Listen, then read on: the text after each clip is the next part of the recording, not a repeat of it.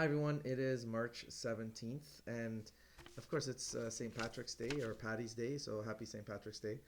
But it's also the first day of Neurodiversity Celebration Week, and I thought this was an important topic, and I'd like to give it a little go here. First of all, full disclosure, I am someone, full disclosure, there's a lot of this video is going to be about this. I have basically undiagnosed ADHD.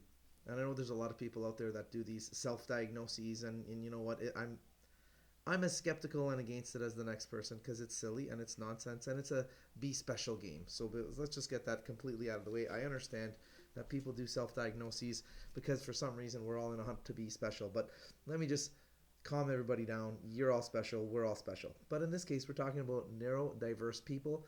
We are celebrating neurodiversity, and I genuinely believe that had I been taken to the doctor when I was, 5, 6, 7 years old, a diagnosis of ADHD would have been given. And if I were to go now, I'd probably get some adult diagnosis of ADHD. But I don't really care about actual labels. I know what I know, and I was a special education professional. I was a special education specialist for a number of years, 7 years to be precise, and I can doesn't make me some type of doctor or some type of psychiatrist. However, I have undiagnosed ADHD, and let me tell you why. When I first started working as a vice principal, after spending years as a special education teacher and as a classroom teacher, I had a lot of pep in my step, a lot of energy. I'd run around the building, sometimes literally, usually metaphorically, just walking around, pacing, getting things done, nonstop, nonstop, nonstop. But it's important to note that I was a nail biter. I bit my nails like right down to the quick until I was 45. I just stopped. I'm 45 years old now. I just recently, in the last several months, quit biting my nails, perhaps because of the grief and the depression that I've had for a long time now. I don't know. It's a good thing. But we're talking about a kid. When I was a kid, I twirled my long hair. Yes, I used to have long hair. Nonstop, nonstop, nonstop. And if I sit down, typically, I can watch a show, I can hyper focus on things, but usually when I stop, it's to like really stop and just and shut down.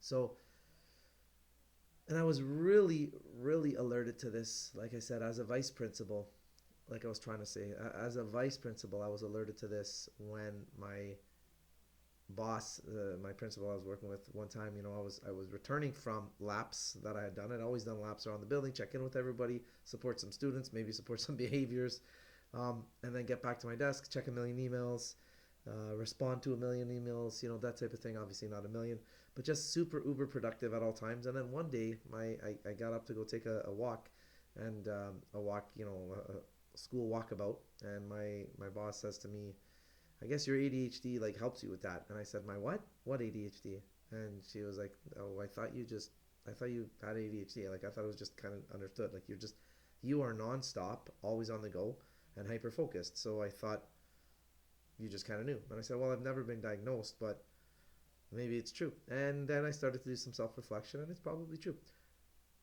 Probably, but if it is true, I'm telling you this, it's a superpower, and it is my superpower. While I'm working, I have this almost an unlimited fountain of energy and an ability to hyper focus and an ability to hear conversations all around me at all times. If you ever ask someone with ADHD what it feels like, it's not that we can't or they can't pay attention. It's that they're paying attention to everything. And so that's a lot of noise. And sometimes it is overwhelming. But in general, I'm 45 years old. I'm not a kid trying to harness this.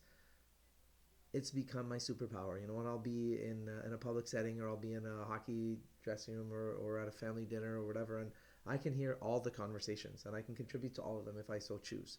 I can answer a question that I hear two people ask each other, in a far corner of the room. I can give the name of that person that the people over there are talking about, and they forgot that actor that looks like this and that. I can hear all the conversations all around me, and I can join in. And I don't know that very many people can do that. Most people are focused on one thing. But when you have ADHD, and people, and especially kids with ADHD, it's not that they're not able to focus, they're focusing on everything. And again, it is Neurodiversity Week, and I want to remind you If you are someone who has neurodiversity, or you love someone who has neurodiversity, or you're teaching someone or trying to raise a child with neurodiversity, they are blessed beyond compare. It's a blessing. It's not a curse. It's a difference. It's a blessing. And when harnessed, it can be an absolute superpower. My son Jean Paul had ADHD, and I have an excellent sample size being in education for 18, 19 years. I had an excellent sample size for comparison because we all compare. We can't help it. It's part of human nature. And Jean Paul was just so far above and beyond in so many different categories as compared to his same age level peers. And I think it was largely attributable to his ADHD. He had, really strong ADHD, and but he could hyper focus. He could learn. If he cared about something, my goodness, he could learn and learn and learn, to the point of just extreme expertise. It was amazing ability he had. He was able to hyper focus to a level where, going into grade 1, so just finishing kindergarten, he could multiply numbers very easily. He could double and half numbers. He had a really good visual understanding of numbers, because he loved Number Blocks, the cartoon TV show.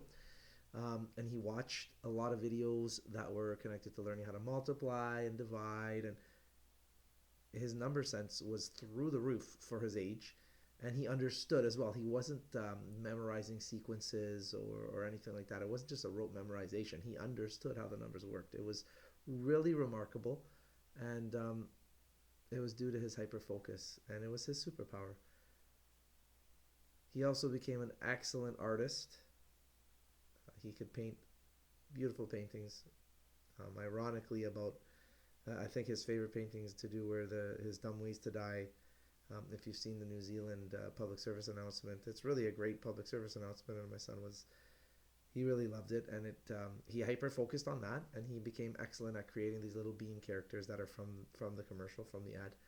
And in any case, neurodiversity is a superpower, and I do believe that I'm blessed with it, and I've harnessed it as a professional. And I do believe that my son was absolutely blessed with it. I know for a fact. And if you're out there and you have any form of neurodiversity, whether it's ADHD or a form of dyslexia, or dyscalculia, or any of these different things, it might feel like a really large hurdle right now, but it can be turned into a superpower. It can be turned into something that really sets you apart and gives you a competitive edge, because the world is competitive, but also just as a person, it can separate you as someone who's really wonderful and unique, because these are, again, there's superpowers that are just waiting to blossom and to bloom. And now if you're an adult, if you're a parent, if you're an educator, or anyone else who loves or is tasked with nurturing kids with neurodiversity, it's absolutely your job to help them find ways to unlock it. It's absolutely your job to make sure they understand that these are not negative things, that these are not burdens, these are not chains, these are not weights to carry. Any form of neurodiversity is a potential superpower waiting for you to unlock. At worst,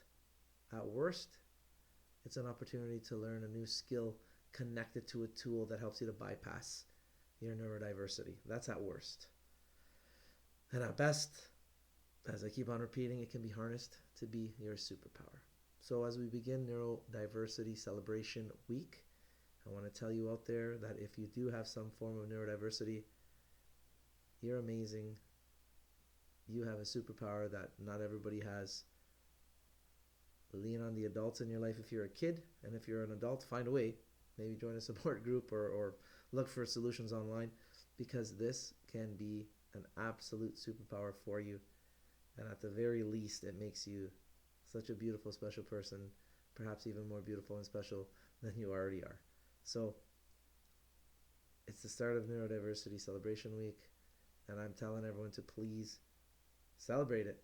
And again, last time, I'm going to repeat it. If you're an adult who's tasked with loving or teaching, which means both, someone with neurodiversity, it's absolutely your job to help them unlock it.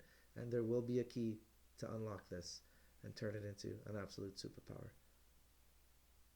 Thanks for watching.